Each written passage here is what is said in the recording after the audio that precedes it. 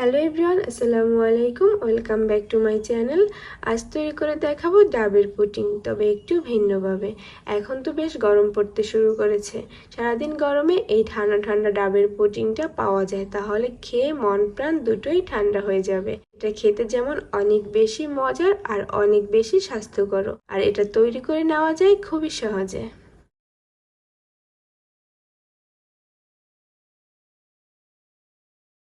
ডাবের পুডিং তৈরি করার জন্য প্রথমে একটি ডাব কেটে পানিটা ছেঁকে নিচ্ছি।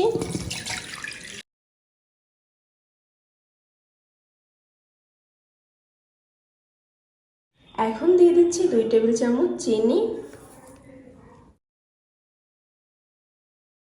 চিনিটা আপনাদের স্বাদ মতো দিয়ে দিবেন। আর দিচ্ছি 1 টেবিল চামচ আগার আগার পাউডার। এখন এই সব কিছু ভালোভাবে মিশিয়ে নিচ্ছি। এবার হাঁড়িটাকে চুলায় বসিয়ে মিডিয়াম আঁচে জাল করে নিব। খুব বেশি সময় জাল করে নেওয়ার প্রয়োজন নেই, এটা বলক চলে আসার পর 1 মিনিট জাল করলেই চলবে।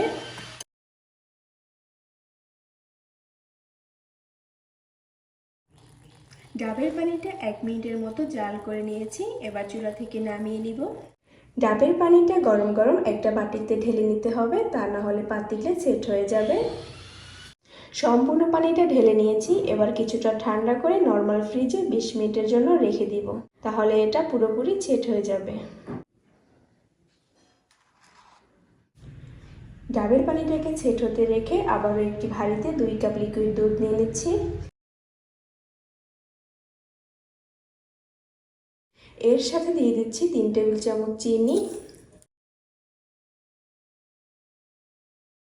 আর দিচ্ছি 1 টেবিল চামচ আগার আগার পাউডার। এখন সব কিছু ভালোভাবে মিশিয়ে নিচ্ছি।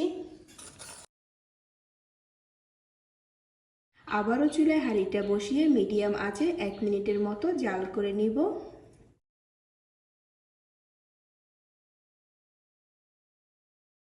আর আগে যে ডাবের পুডিংটাকে সেট হতে ফ্রিজে রেখেছিলাম, সেটাকে ফ্রিজ থেকে বের করে নিয়ে নিয়েছি।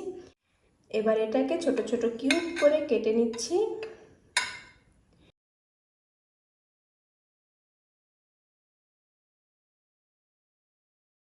আপনারা আপনাদের সুবিধা মতো ছোট বড় করে কেটে নিতে পারেন।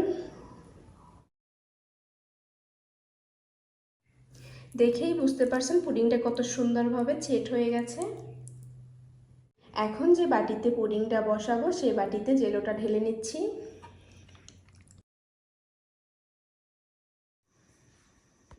এইদিকে দুধটা জাল করে নেওয়া হয়ে গেছে, এবার চুলা থেকে নামিয়ে নিচ্ছি। যে বাটিতে জেলো রেখেছিলাম, সেই বাটিতে গরম গরম দুধটা ঢেলে দিচ্ছি।